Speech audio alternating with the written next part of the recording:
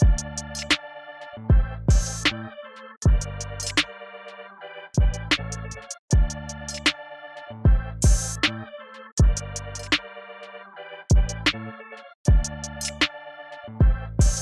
everybody, and welcome to the 3D6 Charge podcast. I am your host, Chris Vo, and tonight's episode is episode 8, Lessons Learned from Ninth. Joining me tonight is Omar Q.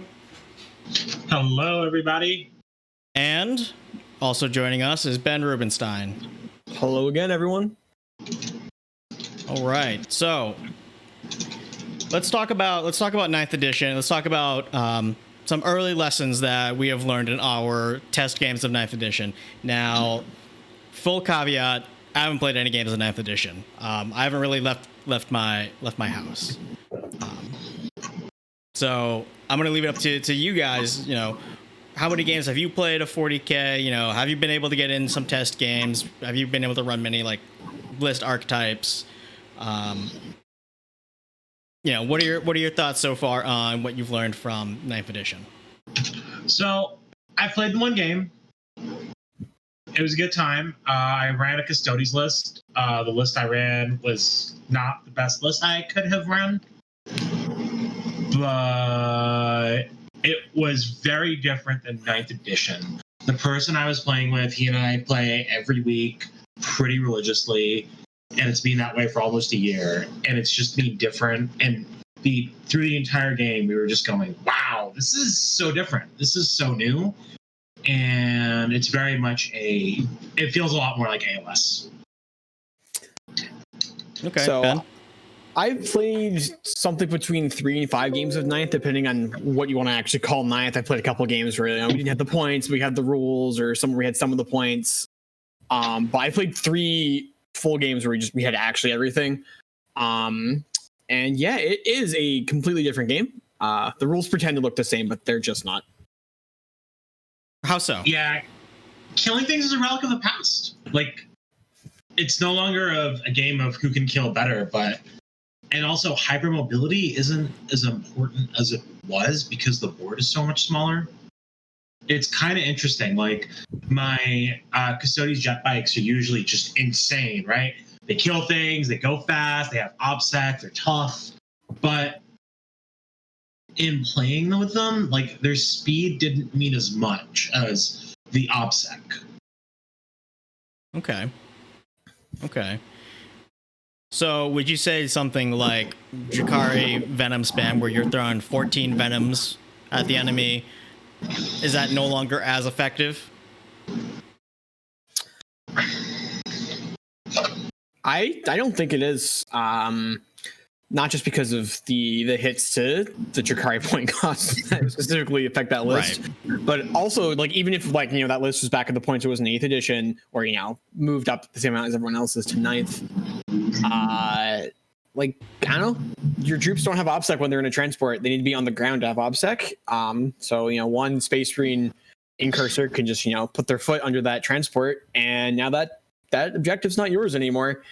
And we talked last episode about how hard it is to score secondaries. It's not that hard to score the primary. You're going to score a lot of points on the primary. So having your opponent shut off your primary points is a big deal, because it's really hard to win those back in the secondary, like we talked about last week. Yeah, and the big thing for me is it's very much not ITC anymore. Killing more doesn't matter. It just doesn't. If I keep holding objectives, it is irrelevant. Just so my list, we did a 750 point list. I was a little bit above. I was a little bit above, and my friend was, I think I was 10 points above. He was 30 points above, because we were just doing it by hand. But I had bikes, I had troops, and I had a bike captain. And I was like, if I can take 2 objectives and shoot you off the other, then I'll be fine. And that did not happen. My bikers were really durable, but my buddy was playing Sisters of Battle. They were also durable. He was doing the ones that ignore AP1, AP2, and have feel no pain. Valorous Heart. Yes, those bitches. Yeah, they're going to be really good this edition. they are. But he had more bodies than me, just because I was playing Custodes, and I decided to invest more in the bikes instead of, say, a unit of Terminators, which looking back would have been the move. But I wasn't able. I held 2 objectives for a turn, which was nice, and I kept him off of 1, which was also nice. But then at one point, he just meleeed my bikes. He did what he was supposed to do. He did his job, so to speak, and he held on to 2 objectives. A unit that wasn't doing anything went up to another objective, and we went the full 5 rounds, and no one was tabled. Like, the game ended when he killed my biker captain, because had my biker captain survived and was able to make combat, then what would have realistically happened is I would have killed the 1 troop sitting on an objective and taken it from him with OBSEC. Right. But that was it. That was the big thing, though. My game at the end of the game, my game plan was hinging on I'm going to kill this 1 troop, kill a bunch of other things around it somehow, survive for a turn, and then make it into my next command phase. Sorry, keep going. Yeah, it was drastically different from 8th because you're not scoring at the end of your turn. You're scoring at the beginning of your command phase, so you have to start a turn ahead. And like if you have the last turn, like you and I were talking about earlier, if you have the final round, bottom of 5th, fucking pointless. Why is it pointless? What's wrong with going second?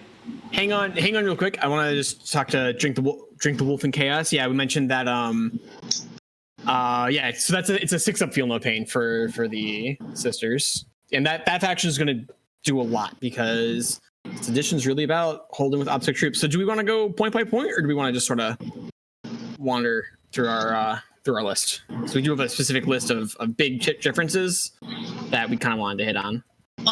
You know what? Fuck it. Let's do the list. Okay. All right. So I, from my experience with the game, sort of came up with a list of things that are very different between 8th and 9th. And these are not necessarily things that are like actual rules differences. Like, we've all read the rules at this point. I'm not going to read the rule book for you guys.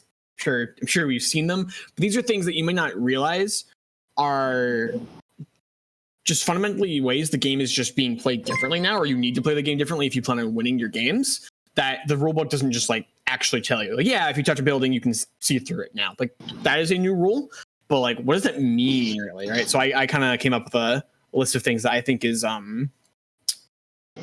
important. So we kind of already touched on our first one, which is that the game is about holding objectives. And I think we've kind of already hit that one like pretty hard. Like, it's about holding objectives. The secondary is hard to score, but the primary is not. So not missing out on primary points is really rough. And your plan needs to revolve around either holding objectives or making your opponent not hold objectives. Yeah, and even then, having a plan that revolves around your opponent not holding objectives is, I think, stupid. Unless you have an insanely killy list that can also hold objectives, that's just dumb, because dice can and will betray you. Yes and no. So there's several ways that you can just take objectives off of your opponent without necessarily being like, I need to kill their whole unit. So some armies just don't have units that they can just sit on objective and be like, yeah, that'll be their next turn. Like, a lot of Eldar factions, things like Harlequins, they're just too squishy. But at the same time, if you have like a unit of 30 bloodletters, I don't know if any of you have ever like received your charge from that unit, but they kill everything they touch, and they don't really fail their charges because they're on 3d6 plus 1, sometimes rerolling. And that's like the exact sort of unit I'm thinking about, where like I have 30 bloodletters, and their job is they're going to take my opponent off of 1 objective for 1 turn. And that is a reasonable job for units to have now. Same thing if you have something like ridiculously killy, like World Eater, like Corn Berserkers, Red Butchers, or even just their troop choice, like Corn Berserkers are OBSEC and World Bearers because they're troops. And they're 1 wound Marines. They're going to die if you put them on an objective, but if they, kick your opponent off an objective, which because they're ridiculously killy, they can, that points your opponent's not scoring. So would you say that like a model archetype, like say like the Lord Discordant, where it's a very powerful melee unit. It's a blender, but it's a lot of its strength is being resilient in combat too, and having that staying power. Are you saying that you might just want a total glass cannon of a unit now, just because while the Lord Discordant might be able to wipe 10 dudes off of the table, it's going to be a bit of a stretch, but a unit of 10 berserkers, they'll almost definitely be able to do that. Are you saying that's more worth it now, even though the berserkers are definitely going to die that next turn? Yes and no. I think there's going to be a world where we still see Disco Lords, but everything we love about our old lists is still going to have a place, but it's going to have a different place. Yeah, and speaking of wiping those 10 models, right? If you throw that Disco Lord in to 10 models and he kills 9 of them, and the last guy's a guardsman with OBSEC, it's a disaster. Your opponent scored those points, and your guy did nothing. Yep. So yeah, I'd rather have like the Corn Berserkers with OBSEC. There's also things like, I'm going to keep going back to Genius Slayer cults, where you can just deep strike within range of an objective if your opponent didn't cover it up. And Black Legion, anything in Black Legion with OBSEC, by the way, guys, there's a wild stratagem called World Killers, where Black Legion models on objectives remove OBSEC from enemy models that are also trying to hold the same objective. So if they themselves have OBSEC, there's literally nothing in the game that can take them off of the objective. Now, OBSEC Black Legion models are terrible, but they get a little bit better when you go, well, the whole game's about holding, and literally nothing in the world can take this objective from this one Black Legion cultist. Like, he's on the objective, it's mine. Unless they kill him, but he's a cultist, so he'll die. I mean, Abaddon and cultists have been a thing in the past. Right. Yeah. Keep in mind, though, that like it's any Black Legion model holding the objective takes OBSEC, so like Abaddon on an objective can take OBSEC off of enemy models, and then some other durable troop like Plague Bearers can just be like, this is ours now, and there's nothing. You have no outs. Which is neat, but that's a different discussion. Well, I mean, alternatively, you could just use it on like 3 Chaos Terminators that are remaining, and if they'll outnumber 2 OBSEC guys, because you can just turn off the OBSEC. Yeah, and it's not a point, by the way. It's not like, oh, those 3 guys. It's your whole army. You spend 3 command points, and your whole army turns off OBSEC for all Black Legion models, rather. How much CP was that again? 3. It's expensive, but it's at the beginning of the battle round, so you don't have to make the decision until you look at where models are, and you go, if I don't use it, I'll hold this many. If I do use it, I'll hold this many, and make the decision from there. Yeah, and I mean I think that's what's good about having a command phase now. You have time to think about it. I think objectives, stratagems, and abilities that are in the beginning of the battle round are going to be in your command phase. And that's where having a command phase is going to be really good and interesting, because now you could go, let's take a look at the lay of the land. The other interesting thing is, speaking of the command phase, any army with infiltrate or pregame moves is also going to have a big advantage in points. Yep. All right. Let's try and stay to the list so we don't miss anything. So my next big point was that, which we talked about a little bit, was going first is very different now from a lot of different ways. What was your experience in your game, Omar, about who went first and how did that affect the game? So I went second. We weren't playing from a GT pack because he had bought it and hadn't arrived. It hadn't gotten delivered to his apartment, so we played one of the mission books. And I forgot the mission we ran, but the objectives were close enough to the line that you were basically, if you deployed on your deployment line, you were able to hold the objective. Mm-hmm. So we got it. We both had our objectives at the beginning of the command phase, and we both scored 5 points turn 1. Primaries don't score until turn 2, though. We might have misread the mission too, because it was our first game. Fair enough. So I was thinking more. So who went first? He went first. I went second, and we weren't playing a GT game. Gotcha. Okay. What did he do on his first turn? Oh, he moved. He started to move. He moved forward. He tried to fan out and take objectives, and he focused some fire on one of my bikers. He actually did a pregame move towards an objective, one of the objectives, actually. Okay. He didn't get that. He didn't get that objective, but he did that pregame move to try and secure it and get more range on me. Yeah, that's correct, Axeman. There's no scoring primaries in the first battle round. But because primaries score at the top of the round, you're definitely playing for primaries in turn 1, because wherever you leave your models at the end of your turn, that's where you're scoring primaries on the next turn, if they're still there. Yeah. So I want to make a point about going first, that there is a big advantage to going first. And it's not in the first turn. So in 8th edition, there was some back and forth over going first or going second being better. In the end, generally going second ended up being a little bit better, because scoring primaries at the end of the turn, or scoring hold more, kill more at the end of the turn, meant that you could know exactly how far you needed to extend for your kill more. And you could just literally look at the objectives and be like, all right, my opponent's on 3. There's 5 objectives. I need to get him off of 1 and be on 2 more. And also being able to shoot your opponent off of objectives while they couldn't shoot you off objectives before hold more was determined was like a big deal.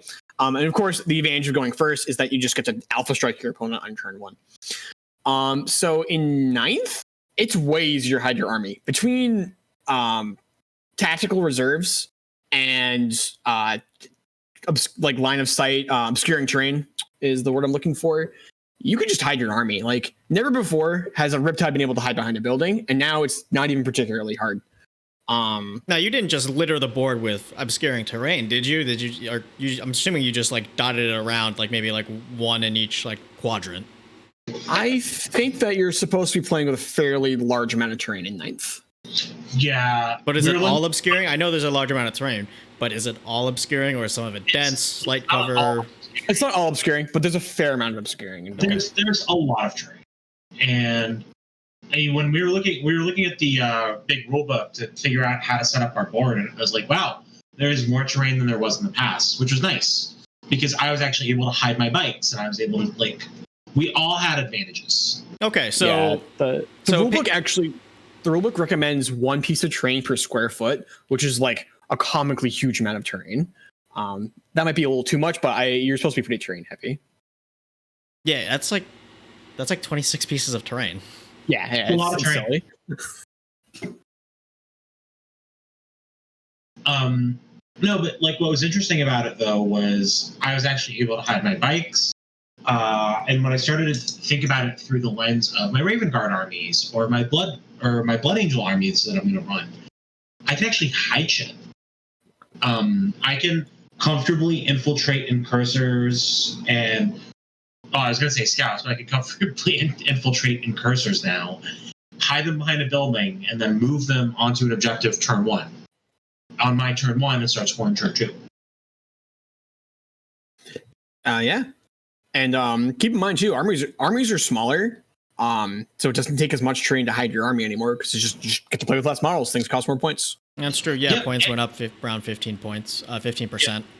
It's smaller armies, more terrain. It's a lot easier to hide things. It's a lot easier to be strategic in your decision making. And I think the last edition was a much more tactical game of turn by turn, win by win. Like, you have to take out unit X, you have to take out unit Y, you have to hold X amount of objectives, but you can make those decisions on your turn. Yeah. So, like, and I was, it's more strategic. Oh, yeah. No, go for it. I mean, 9th is just a more strategic game, because now it's no longer I have to think about how I'm going to hold this objective on my turn. It's like I have to think at least a turn ahead. Yeah. So, like I was saying with going first, you're not going to get to alpha strike your opponent, because if they're deploying right, they probably are mostly hidden, or they're not showing you the things that they actually care about. The big advantage of going first is that you don't have to go last, because going last is miserable, because the way the primary works is that you score the primary at the top of your turn. So going last, the last turn of the game doesn't matter. Nothing happens in it. You go, all right, it's my turn. I score the primary. My opponent's not taking another turn, so it's not like shooting them off of objectives does anything. I'm not taking another turn, so it's not like getting onto objectives does anything. Maybe I have a secondary that I could score a couple points on. Maybe. There's very, very little to do on the second turn, or on the last turn of the whole game.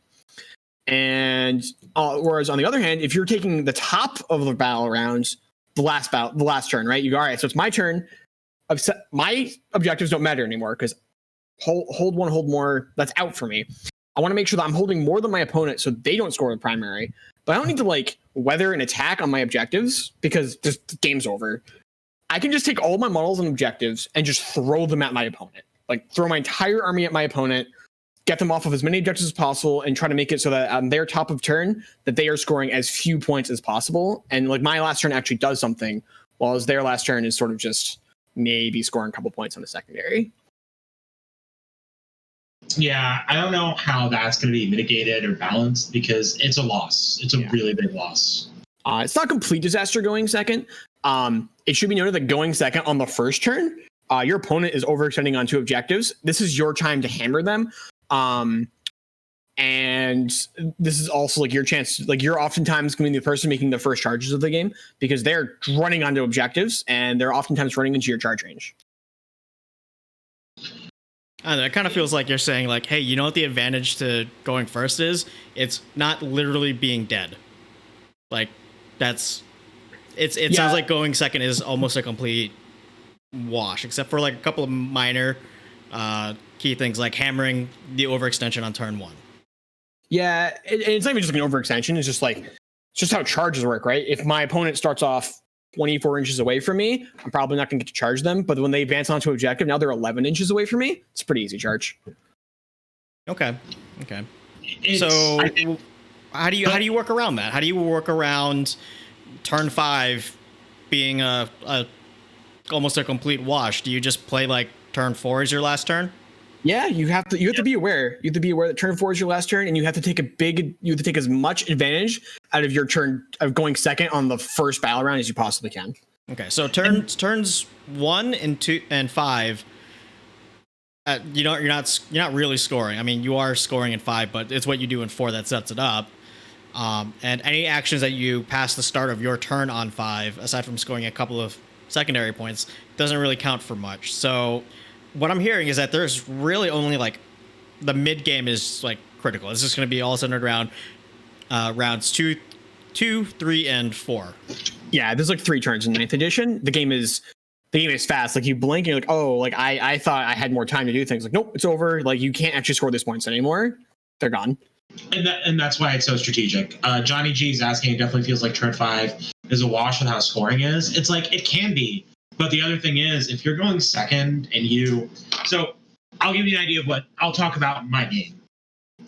I was going second, but because of where my bike captain was, because of me threatening one of his objectives, he couldn't move on and capture another one. Now, again, a big part of the problem was I built a list around 8th edition principles, and I just didn't have enough. I just literally did not have enough bodies to capture a third objective. I was really aiming on killing and taking 2.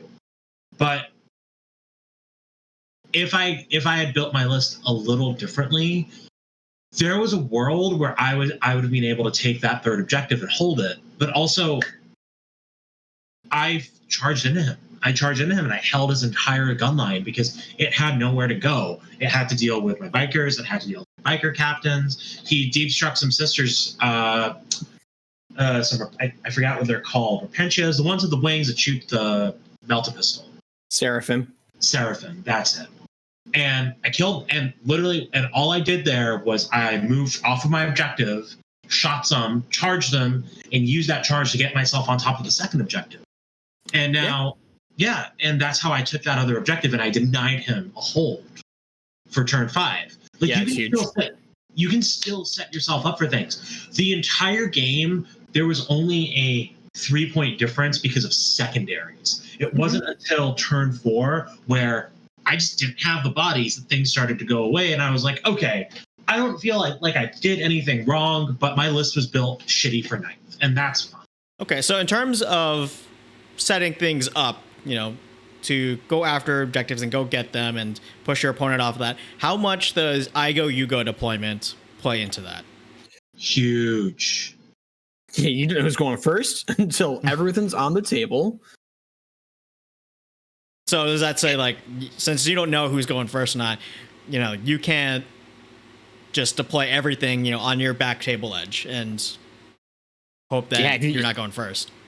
You are planning to play 2 drastically different games. If you're going first, you're trying to get an early lead, score, survive that early game onslaught, push back and get them off objectives. If you're going second, you're hoping to punish any kind of overextension, take objectives, and hold your own. And where it becomes a problem, I think, or where a lot of players are gonna face an issue is when you're building your lists, when you're looking at your opponent's list, when you're trying to figure out the game and deployment, you're planning for two drastically different directions. And this is really good for any army with access to any version of Phantasm. So that's Eldar with literal Phantasm. Harlequins, whose Phantasm needs an FAQ, because as of now, it specifically says that they can put models back into Deep Strike, but with the rules of 9th edition, it's unclear how that works. Raven Guard, Alpha Legion, Ultramarines, anyone who can pick up models and move them around, because that lets you just deploy half your army aggressively and half of them defensively, and then just be in the best position no matter what turn you're taking. Okay. Yeah. And it's like, and Johnny G's putting it really well. It's like, there's no C's. Yeah. So it's all going to be super cagey. Yeah. I actually wrote like a little list real quick of armies and models that these rules are like very significant for. Top of that list in parentheses is that one random Forge roll character who lets you re-roll seize the initiative rolls might get new rules that affects going first, which would make him broken. But then more realistically, the last turn of the game is going to really be great for armies that take secondaries that actually do let them be scored in the last turn of the game. Things like Raise the Banners High, all the psychic secondaries, behind enemy lines, things like that. Armies that like to Alpha Strike are going to be in a rougher place because going second is still not good, but you need to go second if you want to Alpha Strike. And I honestly think even if I'm playing like a super shooty army like Tau and I have the option to go first, I think it's still better just to go first. Yeah, I think the Alpha Strike, as we know it, is dead, and that's good for the game.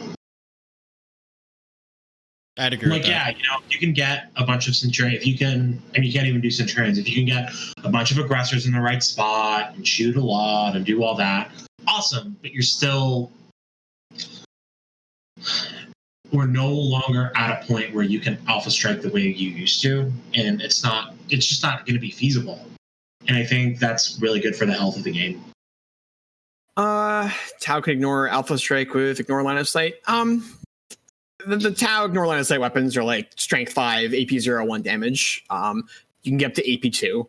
You're not pulling away like significant portions of your opponent's army with them because you can get 2 of them for every 100 points you spend on like broadsides. So, I mean, it hurt as someone who's been on the receiving end of those Tau. It hurts, but it's not the worst thing if you plan for it. Yeah, I don't think you're going to hit your opponent hard enough to like actually stop them from scoring points, though, with just smart missile systems. Okay. How about, so I talked about this a little bit earlier on, how the board was set up, but I was just talking about how to set up the board. How would you say that the terrain influences the gameplay now that you've had a few games under your belt? I can be way more aggressive with my melee units. Good. Yeah, it's very interesting. The terrain sort of changes what it's doing as the game goes on. It feels way more dynamic. No, it's not actually changing. So, like, what do you mean by that? How does the dynamic of the terrain change as the game goes on? So, like on turn 1, if I have a sweet shooting list and my opponent has a sweet shooting list, my guys can't see his guys. But I need to get onto the objective, so I'm going to throw my guys on the objectives. Now, my opponent's turn 1, his guys are going to touch his buildings so that they can shoot at my things. And they're going to shoot at my guys on objectives, and then he's going to throw a bunch of guys on objectives. And then on my turn 2, I'm going to touch my building, and now he's touching his buildings. So unless there's 3 buildings in between my guys who can shoot and his guys who can shoot, now we can see each other. So as units sort of gravitate towards the center, of the table, and you're starting to get into buildings so you can actually see the things you want to shoot at. You're also like opening yourself up to getting shot back at, because you can keep your tanks as safe for as long as you want, as long as they're not actually like touching a building and shooting. So it's just very interesting. The second you shoot with your unit, well, now it can get shot at when your opponent's turn comes around. It's an interesting dynamic. Yeah, it becomes more of a game of chicken, I think, and it's also it adds to how your units want to. I think it also adds dynamics to the charges. So another thing that's going to be good to talk about is what it's like to if you're not Tau, what it's like to have to pay for Overwatch and think about it. But also what terrain can do with that. Because terrain can either give you a 5-up Overwatch. So if I have a blob of 10 intercessors with bolt rifles that are going to get Overwatch and I have a reroll machine next to them, yeah, a 5-up Overwatch with full reroll sounds reasonable if it's a unit that's worth doing it to. But at the same time, if you're going to charge into my Assault Centurions or any other melee unit, I might just opt to take the +1 to hit. And by the way, Imperium players, watch out if you're charging Chaos Space Marines. They will Death of the False Emperor on 5s if they're on a defense line or any other defensible terrain. So if you don't wipe them, they're going to hit back really hard. Or a 4 if they have prescience on them. You can't stack +1 twice anymore. Sad days. Right. I forgot about that. Well, it's still 5. 5's hurt. Yeah. Oh man, RIP for a death on Mortarion. It was fun while it lasted. Anyway, I think that's gonna put people in. I think that's gonna put people in an interesting spot where you can be more aggressive with melee armies, and shooting armies are a lot more cagey. Yeah. The other neat thing that it kind of does is it puts shooting armies and shooting models in cover a lot more than they used to be. The shooting models used to sort of, obviously we'd love to have them in cover, but oftentimes you drive them around or out of cover towards the mid game in order to get better line of sight on things that might be trying to hide. And now the best way to get line of sight is to just touch terrain so that you can or touch obscuring terrain rather, so you can see through it. Which puts shooting infantry, I should say, in cover a lot, which also it goes hand in hand with upgrading all of the factions and abilities that let you ignore cover. How so? Yeah, it's one of those things where I think everyone gets something out of it in some form or another. Mm-hmm. Especially Space Marine Centurions and Imperial Fists. Yeah, but yeah. I don't like it. I just don't like Imperial Fists. I think Gord is trash. So vehicles can't touch obscuring terrain and see through it, can they? They do. Yeah, vehicles see through any model touching terrain. Does. Okay, so it's not just tied to the infantry keyword then. What was that? It's not just tied to the infantry keyword. So vehicles don't get any bonus to cover. But any model on or in obscuring terrain can see through that piece of obscuring terrain. Yeah, but vehicles no longer gain any bonus to their saving throw basically ever outside of like the Raven Guard chapter tactic or some other things that I can't come up with right now. Or Cancepts, Canicles of the Omnissiah. Okay. So one of your notes here, I'm reading on the list of notes you wrote down, is that you said infantry with randomly high movement speeds are excellent for many secondaries. What did you mean by randomly high? Sorry, I don't mean like randomly high. I mean like high. Like, okay, just like some Eldar infantry, just like move 8 inches. This is like really important. A lot of the secondaries are actions, and you can't do an action if you advance. So if you need to get onto an objective is like 14 inches away from you. If you move 12, great, you can move onto it and raise the banner or investigate or whatever the thing is that you need to do. If you move 6 and you need to advance, you can't do it. Yeah, and you can't even pull a trick like warp time because a lot of these actions are end of your movement phase. Yeah, absolutely. So yeah, I mean that's where I think high mobility units are going to come back into play. Like I've been talking about plasma inceptors for a while. Still really, really excited about them. Yeah. Also keep in mind that, like I said, you're probably going to want to be hiding, which means you need to actually be behind the buildings. So if you've got like 12-inch movement jump pack infantry and they can get onto an objective and raise the banners, if the OBSEC units next to them advance to get onto it, it's fine. But you need someone to get there to actually like do the action.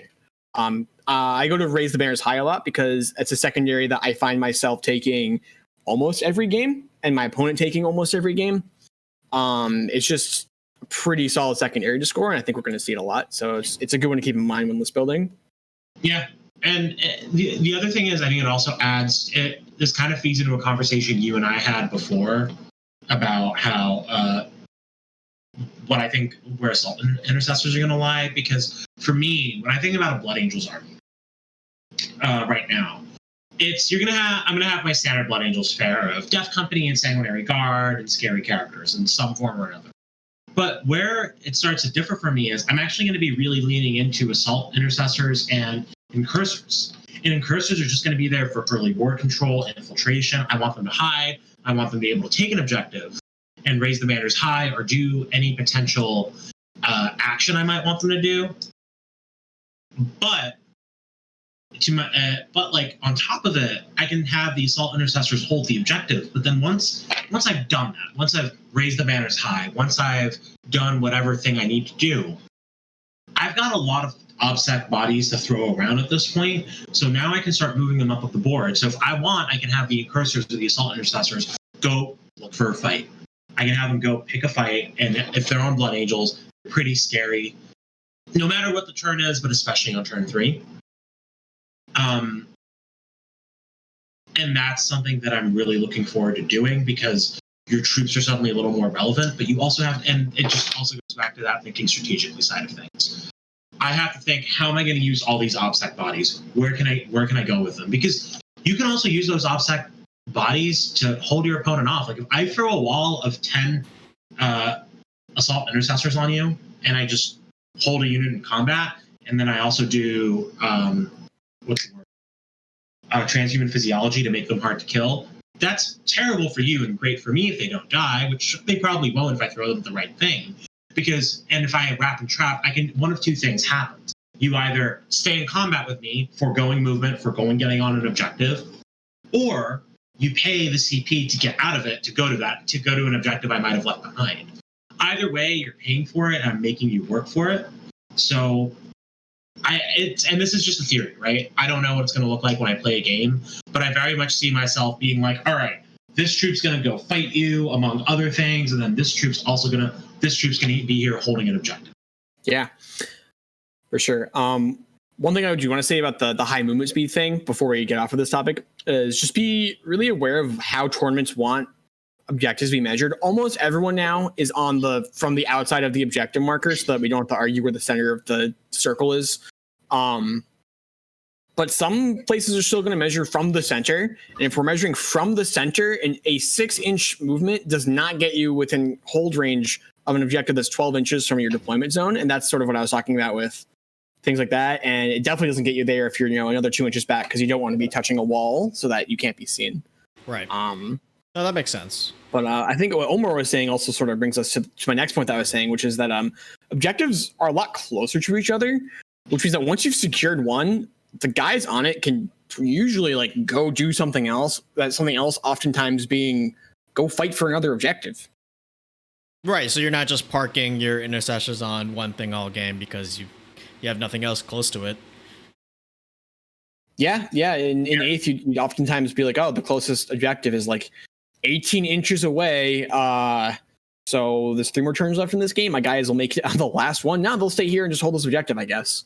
And now objectives tend to be closer.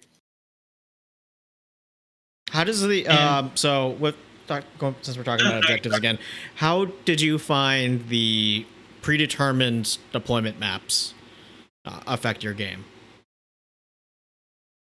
I was a fan. Yeah, they're excellent. I was a fan. I've been a fan since before I played it, but I liked it because now there's no randomization of deployment. There's no what's going to happen. It's you see the deployment, you see your opponent's list, and you're like, okay, the gears start churning right away. Because think of it like this: if I roll in the old days, if I rolled a deployment zone that was really a Dawn of War against the melee army, and I was a shooting army, I was having a pretty fucking bad day. And my strategy that I may have had against that melee army out the window. And the other side of it is Kaylee123 saying predetermined maps let them make more dynamic missions. Yeah, missions are a lot more dynamic. The objectives are weird. Like my friend and I literally looked at some of the maps and we're like, all right, let's pick one of the easy ones to set up because this is our first game and it's been a while since we've played. Yeah.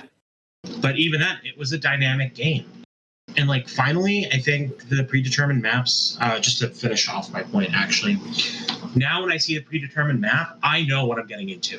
There's no it might be great for me or it might be bad for me. It's like this is the map that's coming in. If tournaments are going to be releasing their missions before a game, like they do in AOS, that'll help you decide. Be like, all right, I can't get away with a pure melee army because all the maps cater to shooting armies, or it's balanced, so I need to have more balanced armies. I think gone are the days where armies skewed super hard in one direction or another. I think I remember when GW did the Space Marines FAQ, the one that nerfed Raven Guard and all that. And they were talking, and the doctrines, and they were talking about intent. They wanted people to start the game like a war. Turn 1, you're shooting your heavy weapons from far away. Turn 2, you're getting a little closer, you're being tactical. Maybe turn 3.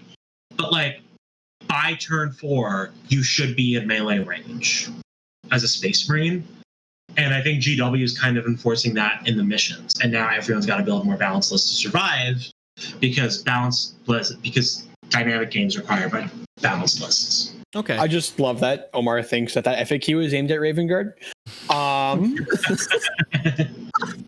So I wanted to say, like, my reason for asking that was that my concern with the predetermined missions was not for, like, you know, small friendly games, because between you, your opponent, and maybe the game start you're playing at, you can probably fill the board with enough terrain to make it work. My concern is with where there is like another LGT situation where every board is Planet Bowling Ball, and sometimes like a melee focused army, their only chance against a very shooty army on Planet Bowling Ball is hoping for a good deployment. So I mean, like, do you see my hesitation with predetermined maps? That's fair. That's actually really fair. My counterpoint is the game now demands more terrain. Yeah, I would also say though that, like, as much as, you know, Planet Bowling Ball or terrain is super important, like objectives do need to be out in the open. That's part of the rules. And you got to stand on them. Like at the end of the day, if I'm deploying as a shooting army, and I'm on a terrain dense table, like I only need line of sight to the objectives. The rest of the table doesn't matter. The objectives are so important. I'm just gonna deploy wherever I have a firing lane onto as many objectives as possible, because my opponent's like sitting somewhere else, kind of whatever. And if I'm a melee army going against a shooting army, I can use the terrain to get to the objectives and charge it in. Yep. Okay, I think that segues pretty well into the next point here. Ben, you put on your list in all caps, bold, underlined, big text, ranges are way different. Yeah. What does that mean? Yeah, so back in the day, you have like these sweet like 48-inch guns, and they could shoot across the table, and occasionally you get outrange. You couldn't quite reach something that had like some silly Imperial Guard number written on it, like 20 feet. That's all kind of gone. The objectives are also like, there's always like something going on in the middle of the table. It's either the area that you need to run through to get to your opponent, or there's usually in most missions there's objectives there. And the tables are smaller, and it just makes it so that, like, if there's any sort of objective in the middle of the table, like a dude with a 24-inch gun is just threatening the entire board. Like the entire board is just threatened by these like 24 or 30-inch guns now, which is something that we just never saw. As a Tau player, you actually get outranged a lot. Everyone thinks of Tau as like this insane shooting faction, but like it turns out all of our best firepower is like 18 to 30 inches, and like sometimes you get matched up against AdMech, and they're like, all my guns are 48, and now you're dead, because they just never had to engage with you, and that's kind of just gone. So what I'm hearing, Ben, is if I just deep strike a unit of obliterators right in the middle of the table, they're going to be a problem. And because of the new terrain rules, I can actually use the new obliterator sculpts that are like the size of your fist instead of my old Rogue Trader ones, which are the size of a mini marine. Yeah, I actually do believe I have somewhere in that paragraph obliterators like underlined and highlighted. Obliterators are going to be really good because they just threaten the whole table now. Anything like that, like these like medium range. firepower units that have bad movement speeds, they can kind of just post up in the middle of the table and just threaten the board. Yeah, because whenever I dropped in my obliterators, like that was a commitment right there, because they're not moving far from that spot. Yeah. Yeah, well, they can. Same thing with Blight Lords. Same thing with Scarab Occults. And now all of these Terminators can do more. We already like Terminators for this edition. Ben and I already like Scarab Occults and Psychic Awakening. Oh, they're so Ben good. more than me. They're so good. They are. It's not even fair. I mean, I've honestly, always been big on Blight Lords. Yeah, I know you've always been big on Blight Lords, but I remember when I got my 10 Scarab Occults, Chris, you were like, what the fuck are you doing? You're trash. And I feel validated over a year later. I mean, they were bad then, but yeah, they're excellent now. They were. But you know what? But you know what? You liked the models and you enjoyed painting them. So they were cool in that regard. It was worth it. It's nice to feel right. So yeah, I have a lot more points to make about this, by the way. So assault weapons are kind of a big deal now, like 18-inch, 20-inch assault weapons, as are all the primary Space Marine handguns, because they all just sort of can reach the table from the center. And like I said, like the center is, it's not like the literal center, like, you know, something towards the middle of the board, like objectives or whatever you're fighting for in there. Like there's gonna be models there, and those models are gonna threaten the table. Okay. Yeah. I was playing a game with obliterators, and I parked at a unit of obliterators like 8 inches from the center of the table, and they could reach every objective. It was just, you know, it wasn't challenging for them to reach every objective. They only have 24-inch guns. You know what? That makes a lot of sense why assault intercessors are a thing in Indominus now, because I was looking at them previously, looking at their stat line with an 8th edition mindset, and I was just thinking, these units are kind of trash, actually. They're like Reavers, that, except without deep striking, you know? But now you put it into this new context, 18-inch pistol, and then once they get there, they just hang around and basically dare somebody to come assault them. You know, it sounds like a lot more of an inviting proposition to take assault intercessors. Yeah, it also means a couple other things for other units. One of the big things is that for the Imperium, a lot of their anti-tank weapons are these like goofy, like 48 to 200-inch guns that you're now paying for those ranges while also not having those ranges necessarily do anything, because like Chris's 3 obliterators in the middle of the table are good enough. Better firepower, less range, but range doesn't matter anymore. What do you mean my Basilisk with 240-inch range isn't doing anything? It's not doing anything, but the 240-inch range isn't doing anything. Something like a Basilisk that wants to sit literally in the back of the table, like, sure. Which is actually another point I had here. GW went kind of wild with their points increases on indirect line of fire guns, because in 8th edition, those were terrifying. Because you just couldn't stop armies with a bunch of indirect fire from getting kill on every turn, because if you have any sort of trash unit in your army, they're just like, killed it, that's a point. And in 9th edition, that's not a point. And also, most shooty units now, if they have any sort of movement speed on them, can get to the things that your guys are hiding behind and be able to see through them. And also, you'd rather like, and also the indirect fire weapons are so expensive now. I can't see bringing a Thunderfire cannon at 140 points, or what are Roland's now, like 110. Like they're so expensive, and I don't think that they're significantly better than like a unit of deep striking obliterators. And in fact, I think you wait. When I finish painting my 2 Thunderfires, they'll be good again. Okay. That's more of a commentary on how long it takes me to paint things, because I've had those things for legit a year. They're still just unprimed. So a lot of the Space Marine traditional anti-tank firepower is a little bit worse now because of this, but it's okay because Eradicators exist now. So there's your short range, excellent shooting unit, because Space Marines need to have everything that's good in 9th edition. I'm not salty. You're salty. Okay, man, I don't play Tau. I play real faction. I play Space Marines. Fair enough. Space Marines are the only actual faction in this game. This game is just going to look like Horus Heresy after a while, where everyone's just playing Space Marines. I actually think there's a couple other factions that can exist. All right, fine. Solar Auxilia, Imperial Guard. Sure.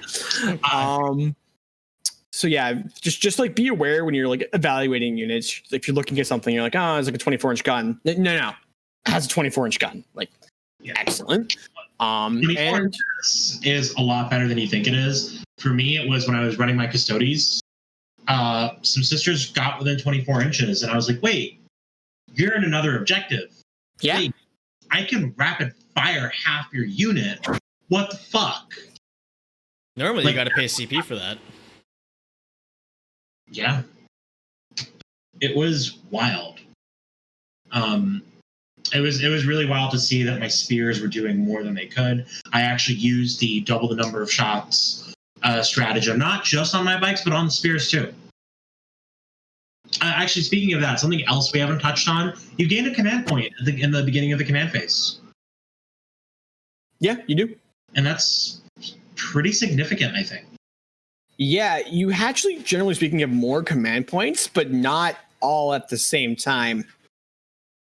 Yeah. Makes the last couple turns very interesting. Because, I mean, what I did in my game is I actually held, I forgot what strategy it was that cost 3 CP. I needed 3 CP. And I opted out from spending 2 CP during my previous turn so that I could generate that command point and spend that 3 CP on, I don't even remember what the stratagem was anymore. Yeah. Yeah, and then at least having that, even if you had spent all your CP, having that 1 CP on your last turn, for example, I think that, like, I mean, we've all been there, and when last turn of the game, you have no CP left, and you need to make a critical roll or, you know, whatever, and you're just saying, whatever, fuck it, YOLO, and then you throw the dice, and it's like, you just bet, like, $500 on the field. It's your last $500. You need it to buy a ticket home from Vegas, and you're just rolling the dice, and you're just like, hope it fucking works, you know. So hopefully it takes away that horrible gambling memory feel out of Warhammer. It does, because you can always bank on having a CP roll. Yeah, Kevin's right in the chat. He's saying that it makes factions with powerful 1 CP strats very good, and I would agree with that. I think it makes them much more dynamic towards the later turns, because I felt like once an army ran out of CP, that they also ran out of a lot of flavor of that army, and from just a gameplay perspective, you know. Yeah, speaking of 24-inch ranges and powerful 1 command point stratagems, I was running. I ran Obliterators, and I ran them as Iron Warriors, so they could ignore cover, which, as we just said, everything has. And for 1 CP, Iron Warrior Obliterators can reroll their entire profile. And it felt really silly that just like, oh man, like even at the last turn of the game, it was like, oh, get a command point. Yeah, I can reroll my profile and just murder a unit. Yeah, I mean, if you're like looking through your CP economy, you can factor in that extra command point now. You can say, okay, I start the game with X amount, but I can always pay for this 1 strat. So if you're Chaos, you can always pay for Veterans of the Longboard. Yep. Yeah. What's your best strat? You can use it every turn if you want to. It's a big deal.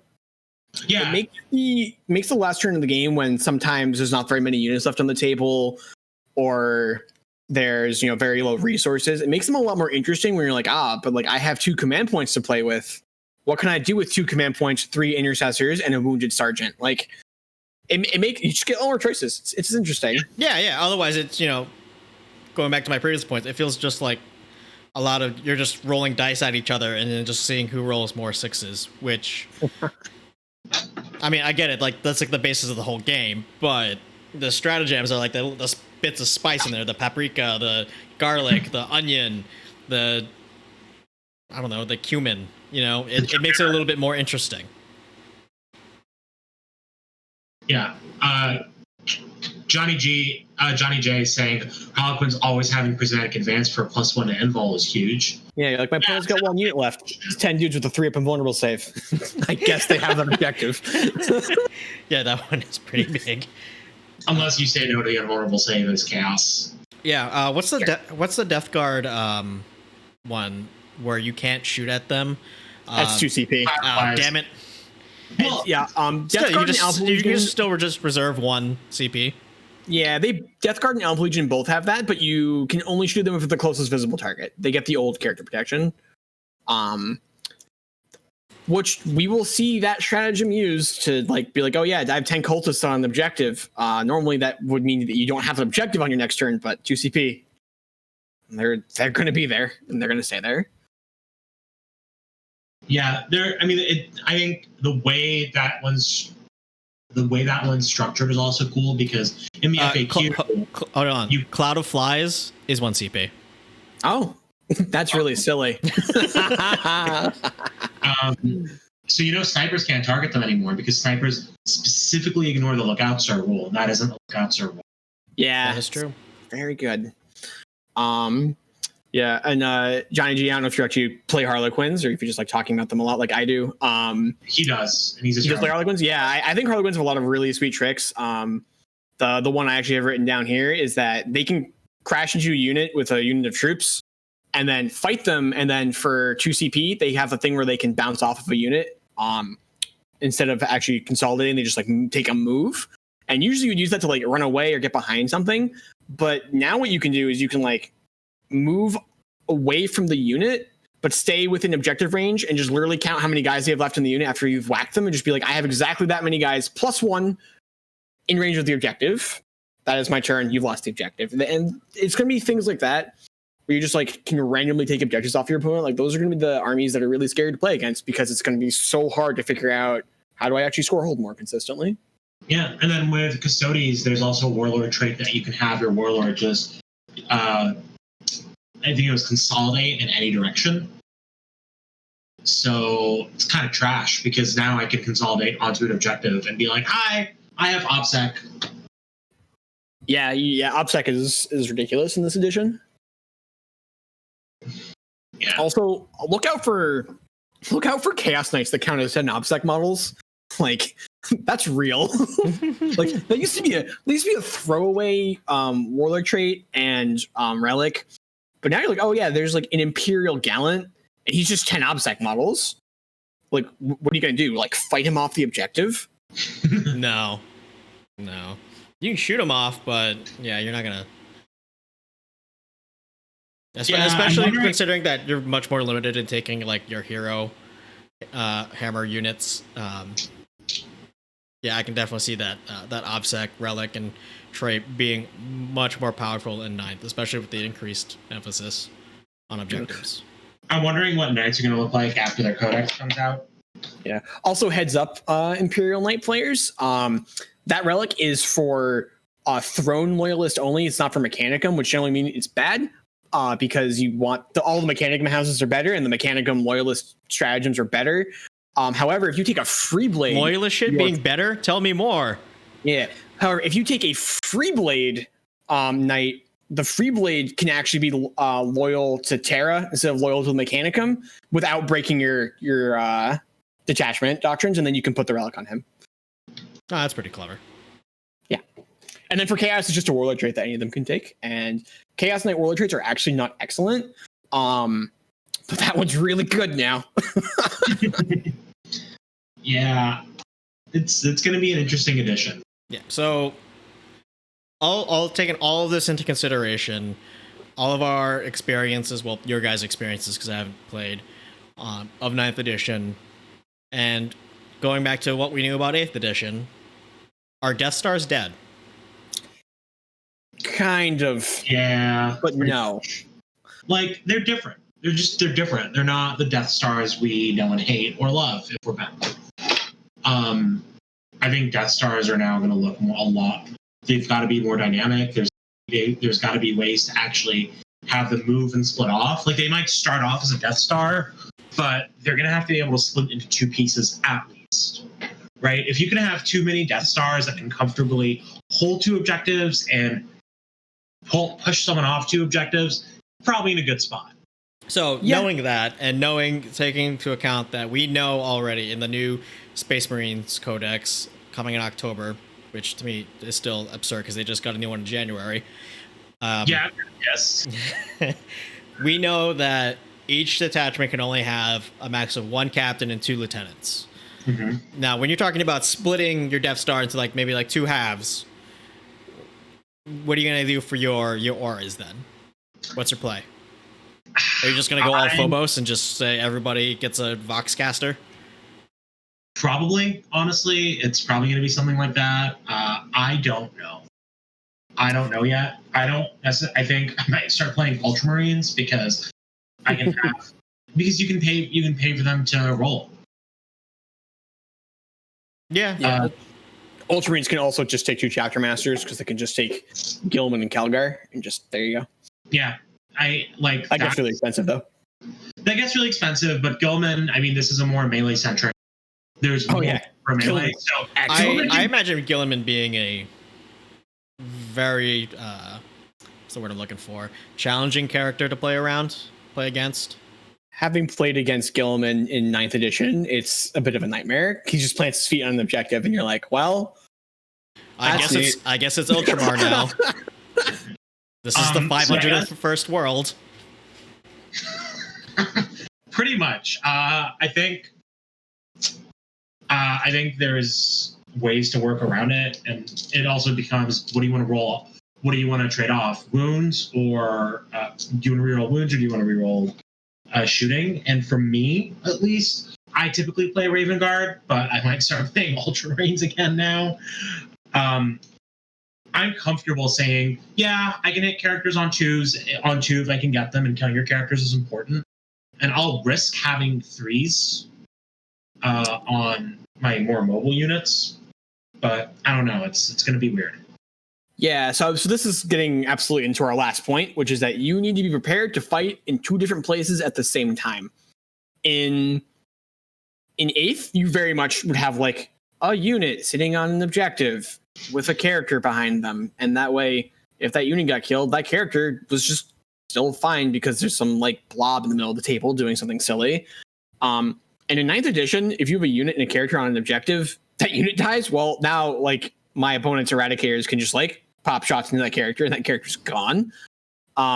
Which means that you just need to be genuinely fully committed to holding 2 objectives. I'm still a big fan of Death Stars. If you just have like a unit of 20 River Greens buffed up to have 3 up invulnerable saves, 2 ups versus 1 damage weapons, -1 to be hit, like congratulations, that objective is yours. Nothing is moving them. But that doesn't win you the game because you have to hold a second, maybe even a third objective.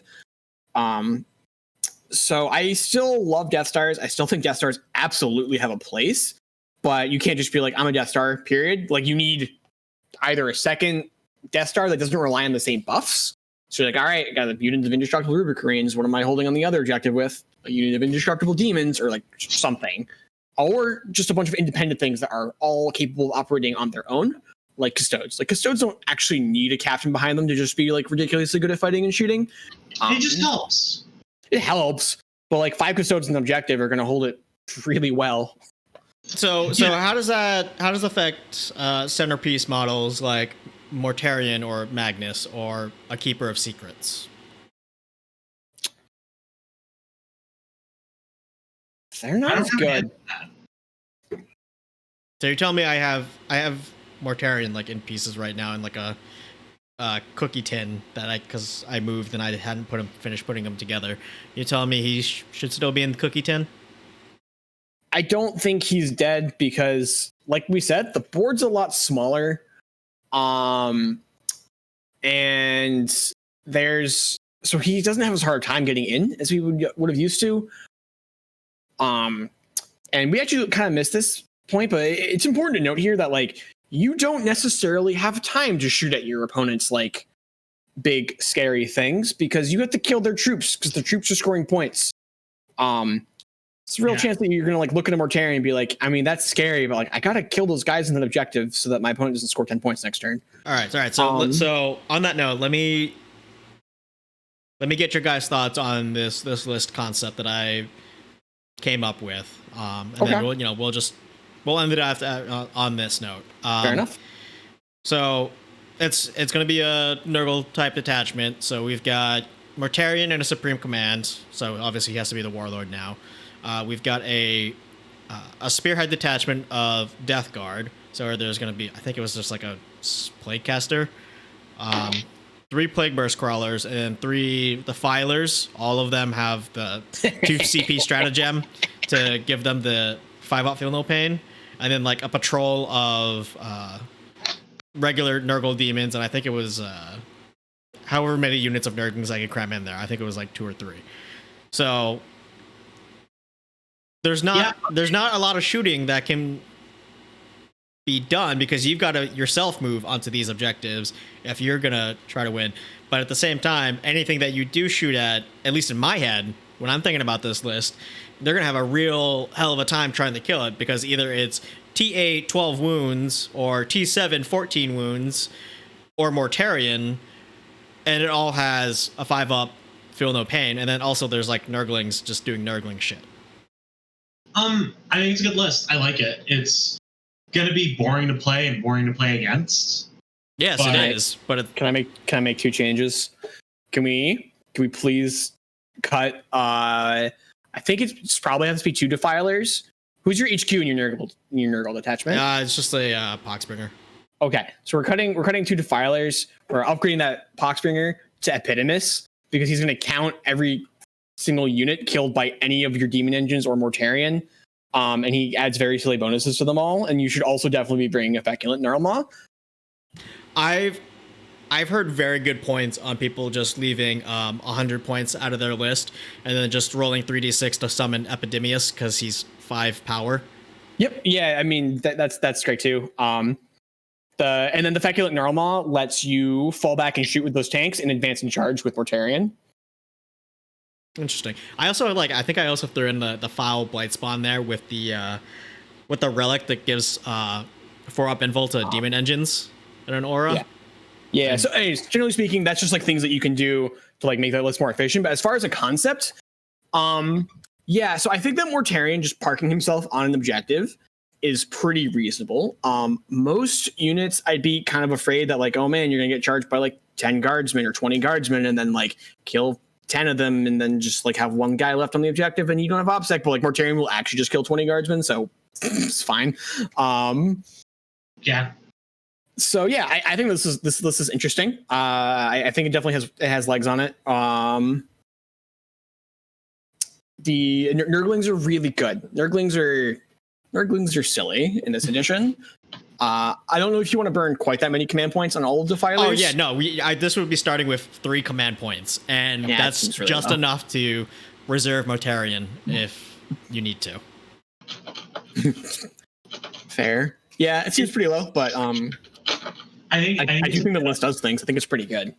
I think it's a good idea. I think it's interesting. It'll be terrible to play against because good fucking luck moving anything. All right, so. And this gets us also onto secondaries, right? Like you get to take attrition because your opponent can never kill any of your things. You probably don't get to take Well-Way Stanley Fight. You might, like, you probably score 10 points on it. Your opponent probably has to kill Mortarion or they lose. But yeah, you definitely get to take attrition. The Nurglings might let you even take things like engage in all fronts. Probably going to take raise banners because the only guy who can raise banners is your character, your Nurgle character. Although actually, if you upgrade him to Epidemius is cavalry, so then you'll have nothing to raise banners.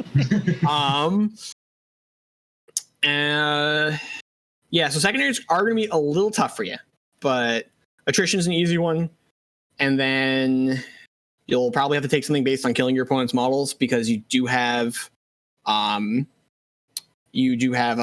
fair amount of firepower, and Mortarion is really scary.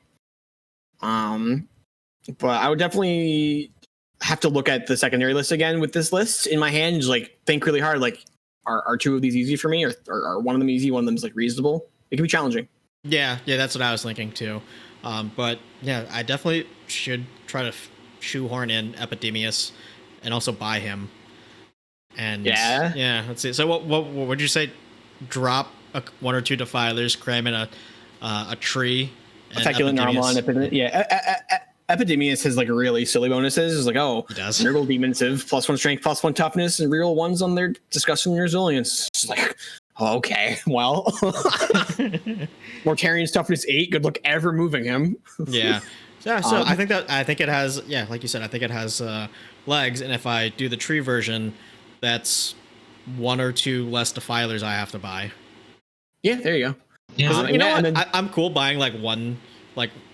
Yeah, and like Mortarion and Defilers advancing and charging is like that's Because like we said, the board's smaller. If you have that tree posted up at the front of your deployment zone, a defiler standing next to that tree can probably advance and charge onto most of the objectives. So if your opponent commits a unit, like a tough unit to one of those objectives, like the defiler is just going into them. Right. It's gonna be a clog. Oh wait, but I can't fit the tree. Oh, we can't hit the tree. Awkward. All right, scrap it. I mean, all right, I guess I'm back to buying 3 defilers. Shit. Yeah. As far as the concept though, like this It'll be fun. Yeah, and it'll work. I don't want to say that this is a tier 1 list. I don't think it's going to be a tier 1 list. I've made some shots at building what I think might be tier 1 lists, and I hate them, so I'm not even going to say them here because I don't want them to be a thing. But yeah, this will be a list. You will win games with it. You have very easily could win RTTs with it. Seems sweet. Yeah, will I top 8 Nova? No. Nah, probably not. No, but it's a brick shithouse of a gatekeeper army. Yeah, definitely. I like it. Well, Chris, I've got a fully painted and assembled Mortarion, so if you ever want to borrow him, let me know. I'll think about it. If I ever get around to not painting my Mortarion. This actually will have been the second Mortarion that I've put together and tried to paint. First one didn't work so well because it came from China.